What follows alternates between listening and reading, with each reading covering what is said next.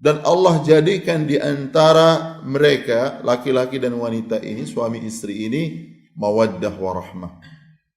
Kecintaan dan rahmah, kasih sayang. Ya. Apa rahasia kasih sayang itu muncul dan ada di dalam rumah tangga? Yaitu iman dan amal soleh. Allah Subhanahu wa taala berfirman, "Innal ladzina amanu wa 'amilus shalihat sayaj'alu lahumur rahmanu wudda." Sayaj'alu lahumur rahmanu wudda. Sungguhnya orang-orang yang beriman, bertauhid, jauh dari kesyirikan, imannya benar, dan dia beramal soleh, wujudkan amal soleh, wujudkan ibadah dan ketaatan, Allah pasti jadikan bagi mereka wudda, kasih sayang. Jadi bukan dengan semata harta, walaupun itu penting juga. Ya, jangan suami bakhil. Ya, jangan bakhil. Ya, karena infak yang terbaik dalam kehidupan ini bagi seorang laki-laki, seorang muslim adalah apa yang dia berikan kepada istrinya. Bahkan dia lebih mulia dan lebih afdal daripada infak di dalam berjihad.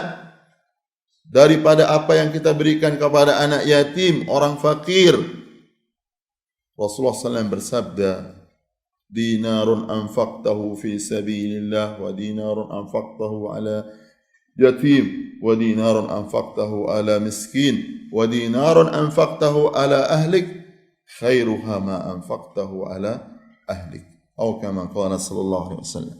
1 dinar yang engkau infakkan di jalan Allah, di dalam jihad di jalan Allah, 1 dinar yang engkau infakkan kepada anak yatim, 1 dinar yang engkau infakkan kepada orang miskin, 1 dinar yang engkau infakkan kepada istrimu, yang paling baik adalah 1 dinar yang engkau infakkan kepada istrimu. Orang boleh semangat bangun masjid, bangun ini dan sebagainya, tapi ingat istrimu yang di rumah juga. Bahagiakan dia, berikan dia hadiah, kasihkan harta. Dia mau perhiasan, berikan kalau kau mampu. Berikan, bahagiakan dia. Bahagiakan, dan itu wujud syukur kepada Allah Subhanahu wa taala dan syukur kepada istri kita. Ya, bahagiakan. Jangan dihinakan. Kalau orang punya kekayaan, jangan dia bakhil. Oleh karena itu, Hindun bintu Utbah pernah datang kepada Rasulullah SAW. Ya Rasulullah, inna Aba Sufyan rajulun syahih la yu'tini min malihi ma yakfini wa waladi. Ya Rasulullah, sesungguhnya Abu Sufyan itu seorang yang kikir. Dia tidak memberikan kepada aku dan anakku harta yang mencukupi aku. Rasulullah mengatakan, khudhi min malihi ma yakfiki wa waladiki. Ambil dari dia walaupun diam-diam. Ya, jangan ambil harta suami untuk beli mobil. Jangan, walaupun dia kaya. Ya, misalnya harta makanan betul-betul dipilih-pilih sama suami ini. Berapa harga garam? Oh ini. Jangan terlalu menghitung-hitung. Ya, suami jangan terlalu menghitung. Kalau ada keluasan, berikan. Apa yang kita makan itulah yang harus dimakan oleh istri kita. Apa yang kita pakai itulah yang harus kita berikan kepada istri untuk kita pakai. Ya, bukan berarti kemudian dia pakai long dress, antum juga pakai long dress, tidak. Harganya sekian, misalnya pakaian antum, ya pakai, kan dia harga sekian.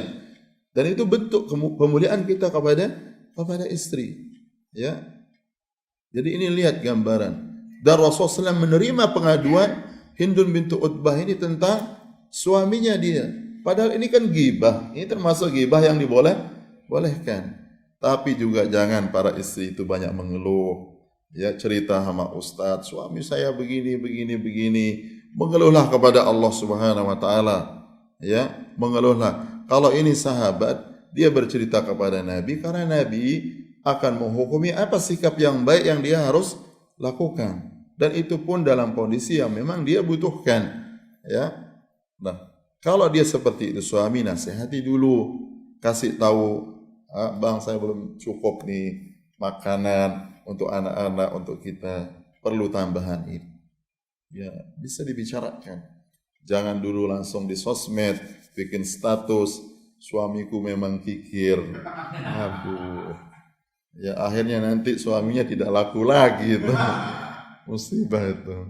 Ya, akhirnya semua orang mendoakan boleh jadi kejelekan. Mungkin tempat tersebut begitu Anda sebagai seorang istri buat status seperti itu. Wah, ini memang suami yang jelek. Akhirnya itu diaminkan oleh malaikat. Akhirnya benar suami Anda menjadi suami yang apa? Buruk dan jelek. Siapa yang dapat akibatnya? Ya Anda yang menjadi istri. Kalau dia jelek suami, doakan dia agar dapat hidayah. Ajak dia kepada ustadz, orang yang berilmu, supaya dia tahu bagaimana caranya menjadi suami yang benar. Supaya dia ibadah kepada Allah, supaya dia memuliakan istrinya, dan seterusnya. Jadi jangan cepat-cepat dia seperti itu. Dan Rasulullah menyatakan tentang kemuliaan kedudukan ini, khairukum li ahlihi wa ana khairukum li ahli. Sebaik-baik kalian adalah orang yang paling baik kepada istrinya, dan aku adalah orang yang paling baik kepada istriku. Dan ini penting sekali. Kalau kita ingin, kita harus berusaha ya, sungguh-sungguh untuk memuliakan istri kita seperti yang kita sebutkan ya. Dan para muslimah, saudari-saudariku, para akhwat, para ummahat ya, ingatlah selalu bahwa kalian itu mulia, dimuliakan oleh Islam. Kalau kalian betul-betul belajar tentang Islam ini, mengetahui hak dan kewajiban Anda, dan istiqamah di atas jalan Islam, kalian akan dapatkan kebahagiaan, bahkan lebih dibandingkan dengan yang dihayalkan. Dan banyak orang sekarang membuat status atau membuat khayalan-khayalan tentang rumah tangga bahagia. Tapi kita lihat, padahal itu bertentangan dengan syariat. Itu tidak akan benar sesuai dengan kenyataan. Sesuatu yang bertentangan dengan Allah Subhanahu wa ta'ala pasti akan mendatangkan kehinaan. Allah Subhanahu wa ta'ala berfirman dalam Al-Quran, innal ladzina yuhadduna Allah wa rasulah ulaika fil adzallin. Sesungguhnya orang-orang yang menentang Allah dan menentang Rasulullah SAW, mereka itu akan berada dan menjadi orang-orang yang terhina. Siapa yang menegaskan ini? Allah. Pasti terhina orang-orang yang menentang Allah, yang melanggar syariat Allah, pasti dia terhina. Istri yang menentang Allah dan menentang Rasulullah SAW dalam keluarga, pasti dia terhina. Suami juga seperti itu. Oleh karena tidak ada jalan kecuali kita belajar, menuntut ilmu, sibukkan diri dengan belajar, talabul ilm.